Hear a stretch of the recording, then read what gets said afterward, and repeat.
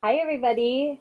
Catherine Bird, and I have just gotten off a long Healers Process coaching call with my group program that I'm running right now this summer. And I just wanted to jump on because there was a little bit of a theme here today.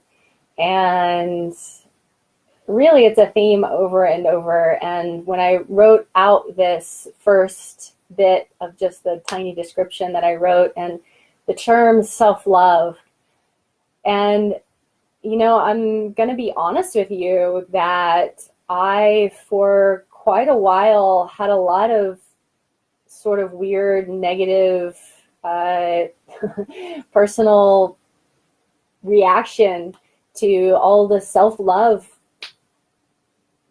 inundation crap that's out there, and all the coaches and the things and the come to this retreat for 10 days and at the beach to prove self-love and learn self-love and have self-love, and how much that this blasting of self-love and the candy coated sort of weird pink unicorn version of self-love, and in the personal development scene around self-love, is a little off-putting, at least to me.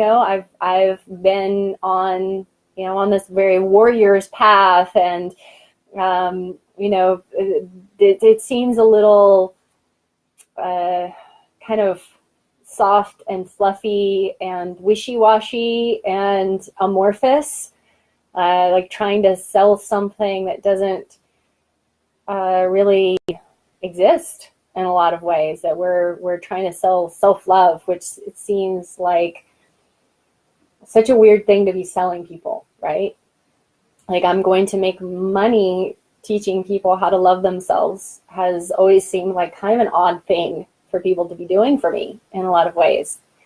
And I have been really diving deeper and deeper into the layers of self-love and what self-love means. And over the years of both living a life of service and working with primarily people who are in service professions and are doing service in the world, and are called to do healing work or coaching work or support people in some kind of way, and how much that the answer that we don't ever want is self-love.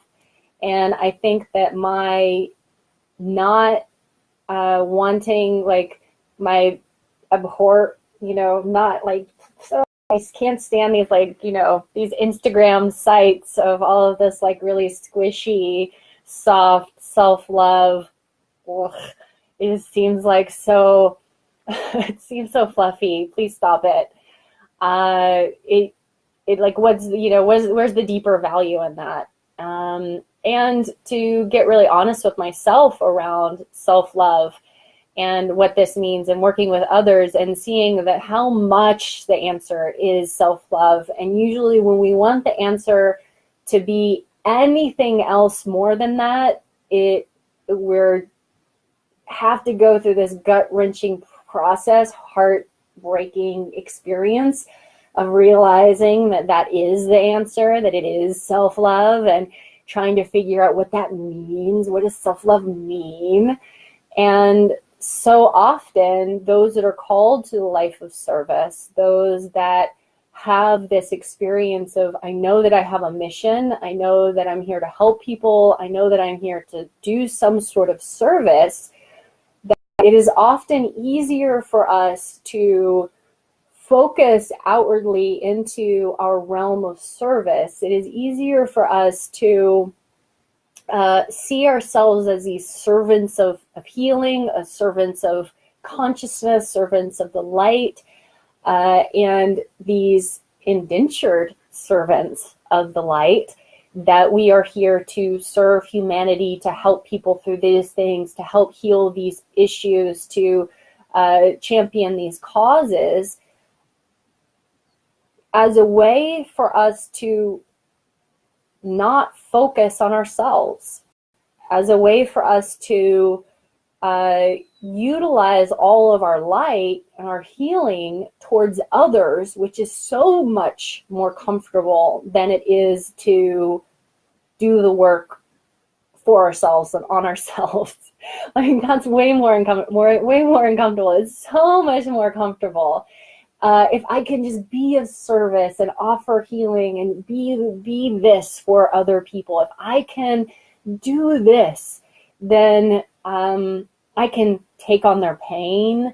I can take on their negative energy. I can transmute. I can process for them, and basically end up in quite a few scenarios and cases of, over time, becoming ill, having long-term, mental health issues, having physical stuff that comes up that eventually over time becomes so prominent and so focused that we have no other choice but to stop our acts of service and focus on loving ourselves and forgiving ourselves.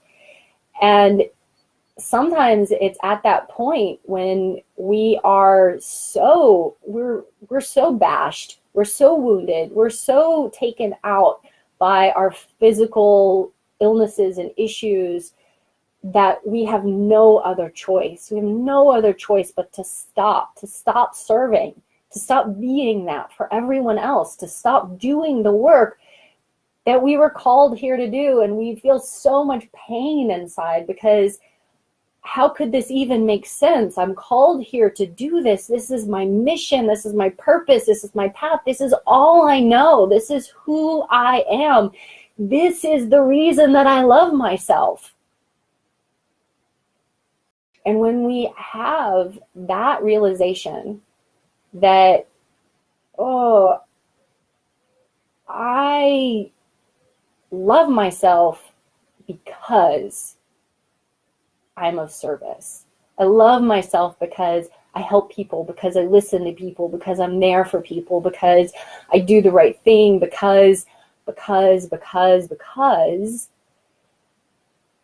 we have to sit with this very uncomfortable realization that the love that we are offering ourselves is actually a conditional form of love that is only there because of the way that we serve and how we help people.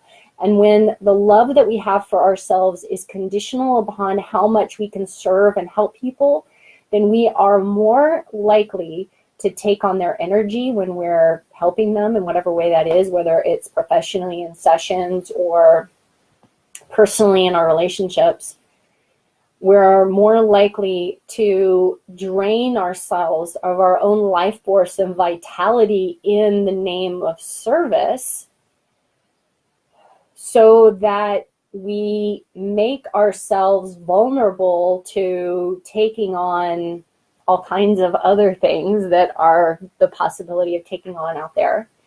And we slowly over time lower our defenses and our force fields and our vibration doing these mighty, beautiful acts of service to the point where we can end up in a place where we have no other choice but to stop these reason for being that our mission, our purpose, which all we hear about on the internet, I talk about it too, I have it in my programs, is mission and purpose, the reason that we're here, why we're doing the work we're doing, our greater focus on the outside world, on changing things and helping people.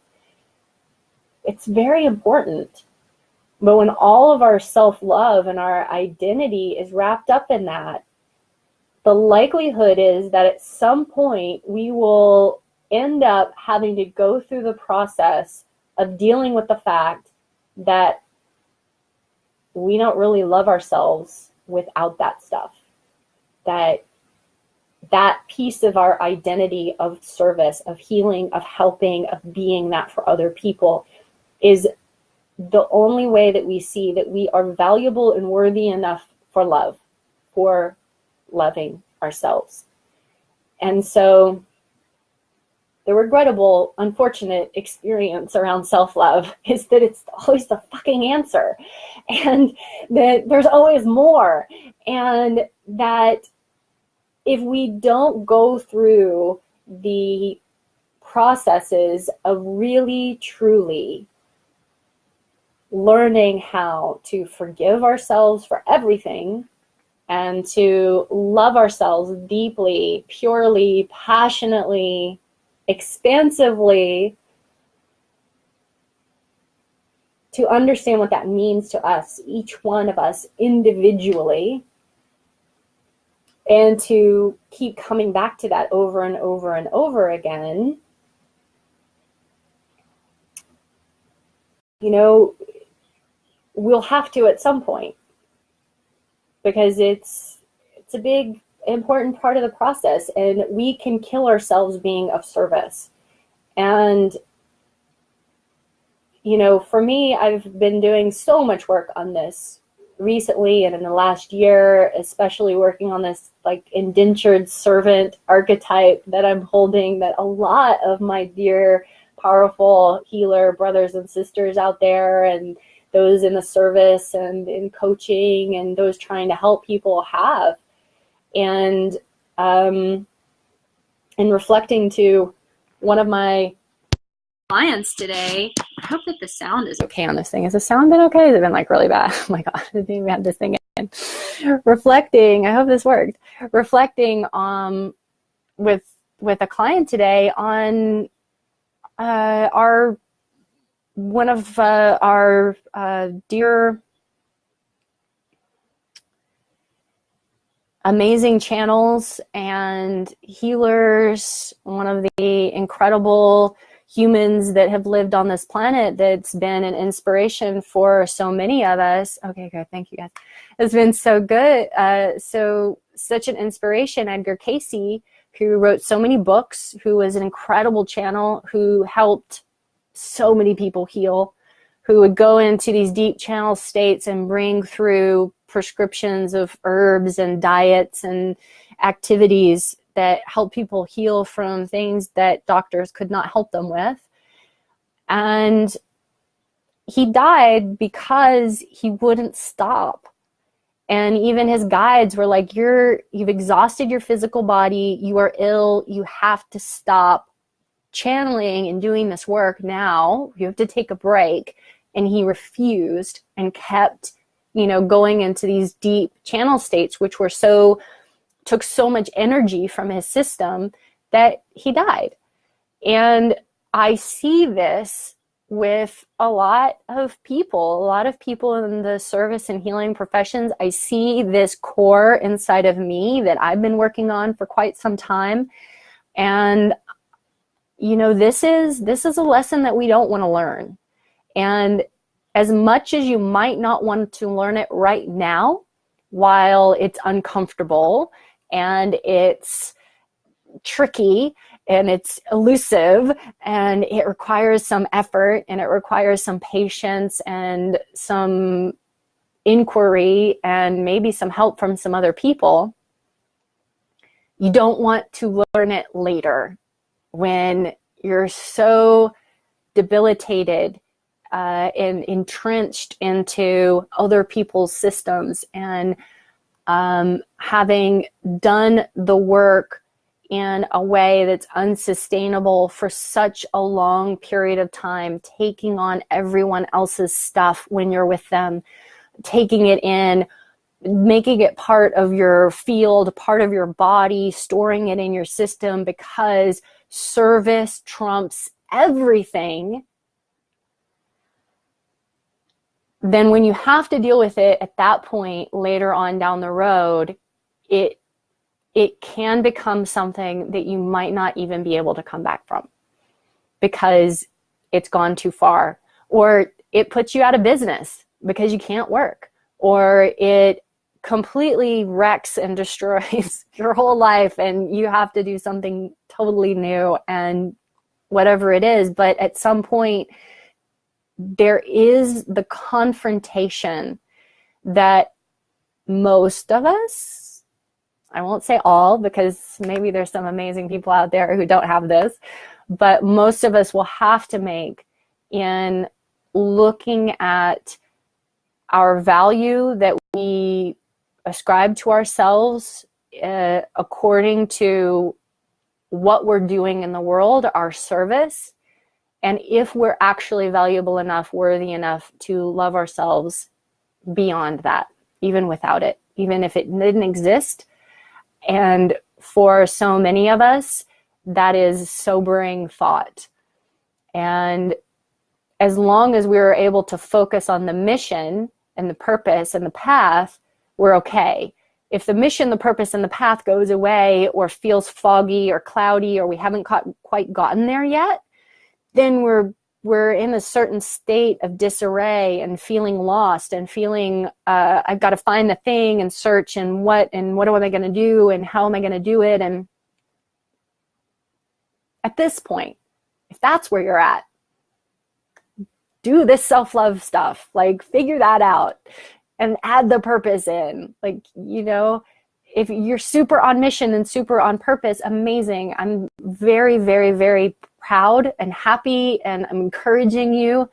And I'm also inviting you into this deeper inquiry of self-value and worth and what you were taught as a child, if you had any value that was beyond your ability to make good grades or make somebody feel better or make someone happy or do the right thing. Is there intrinsic value in your life? Is there intrinsic worth for being who you are because of nothing else? Because so many of us will push ourselves into service and healing work and helping people because of a deep inner experience of needing to have that value in order to value ourselves. Ugh. So that's where we're at, people. Oh, that's where we're at today. And I definitely don't have all the answers on this one. It's a really long process, and it's something that we're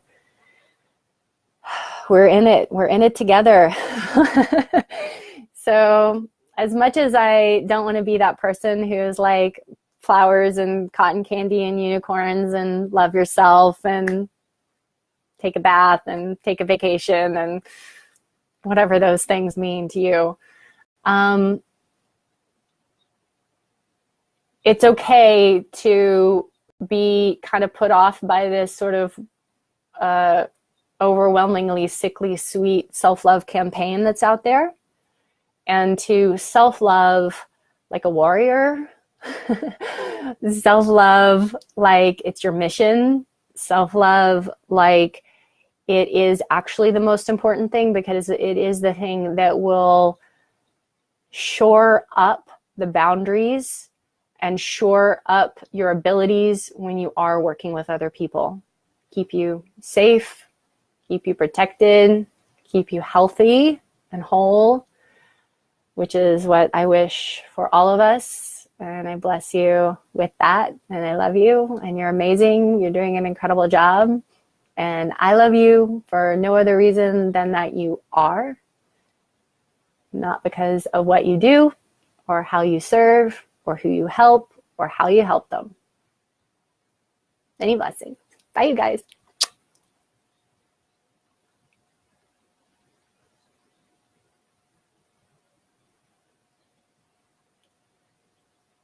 Thanks, Rachel. Thanks, Pete. Talk to you guys later. Much love.